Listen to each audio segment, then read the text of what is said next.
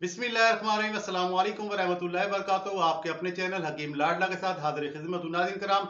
IBS यानी संगरेनी का कातिल नुस्खा लेकर हाजिर हूँ। जानलेवा मर्ज का पक्का शिफा देने वाला इलाज, जगह जगह से इलाज करवाकर मायूस होने वाले मरीज इसे जरूर इस्तेमाल करें। नाज़रीन कराम, IBS के दस्तों का इलाज बहुत मुश्किल होता है। हर नुस्खा इस पर काम नहीं करता। मरीज सालों इसके इलाज के लिए दर दर की ठोकरें खाता फिरता है, मगर मुकम्मल आराम और शिफा मुकम्मल नहीं मिलती है। मरीज नफ्सियाती परेशानियों में मुब्तला होकर चिड़चिड़ा हो जाता है, खुद गर्ज हो जाता है और जिंदगी से मायूस हो जाता है। जादू, अमलियात, तावीज़ात वगैरह के चक्कर में पड़कर अपनी दौलत और सेहत दोनों बर्बाद करना शुरू कर देता है। IBS यानी संगरेनी जो मायूस और जगह जगह से इलाज करवाकर थक जाने वाले इस मर्ज का टेस्ट जरूर कराएं। टेस्ट करवाकर कंफर्म कर लें कि IBS है कि नहीं है।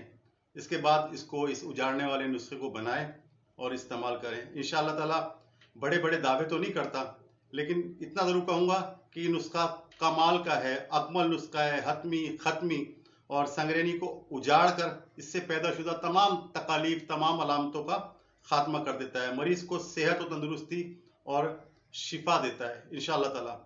अच्छा, चंद ही दिन के अंदर मरीज जो है ना, अंधेरे से उजाले की तरफ आ जाता है। खुदा के वास्ते IBS के मरीज मेरी बात का एतबार करें, इसे बनाएं, इसे इस्तेमाल करें और मेरे लिए दुआ करें। इंशाअल्लाह ताला जब बनाएंगे तो दुआ करते नहीं थकेंगे इस फकीर फकीर के लिए। इसके अज्जा नोट फरमा लें। कड़ा छाल आपने लेनी है 100 ग्राम, बेलगिरी आपने लेनी है 50 ग्राम, नसपाल अनार के छिलके को कहते हैं, ये आपने 50 ग्राम लेना है।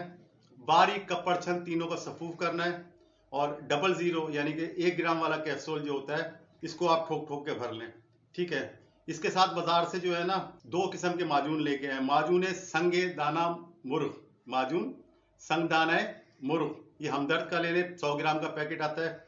जवारिश मुस्तगी, ये भी हमदर्द का ले लें, और जवारिश अनारीन, ये भी हमदर्द का ले लें। यानी कि 3 किस्म के माजून आपने लेने हैं। माजून संगे दाना मुर्ग, जवारिश मुस्तगी, जवारिश अनारीन, 100 ग्राम वाले के पैक लेने। अब इन तीनों को निकालने की जगह अच्छी तरह हिला लें, बिल्कुल यकजान कर लें, दोबारा इनकी बोतलों में डाल लें। आपकी दवा तैयार है। वो पिसा हुआ सफूफ और दोनों एक साथ इस्तेमाल करने। इस्तेमाल इसका ये, कैप्सूल जो है ना, सुबह, दोपहर और रात हर खाने से 1 घंटे बाद जो है ना, आपने पानी से इस्तेमाल करना है। बाजार वाली दवा जो मैंने लिखवाई थी, वो जो है ना, एक खाने का चमचा बड़ा वाला जिससे हम चावल खाते हैं, वो सुबह, दोपहर और रात को खाली मैदा, वो खाने के आधे घंटे 1 घंटे बाद थी। ये खाने से आधे घंटा पहले 3 दफा खाली मैदा बड़ा खाने का चमचा आपने मुसलसल गिजा से पहले इस्तेमाल करना है, 1 घंटा पहले। दोनों दवाएं एक साथ इस्तेमाल करें, ताहसूल शिफा इस्तेमाल करें, मुकम्मल आराम आने तक इस्तेमाल करें। ख्वाह कितने ही दिन लग जाए, कोई साइड इफेक्ट नहीं है। 1 महीना, 1.5 महीना, इंशाअल्लाह ताला ये 15-20 दिन के बाद फना हो जाता है, लेकिन आप मुसलसल इस्तेमाल कर रहे हैं कि मर्द दोबारा ना आ जाए।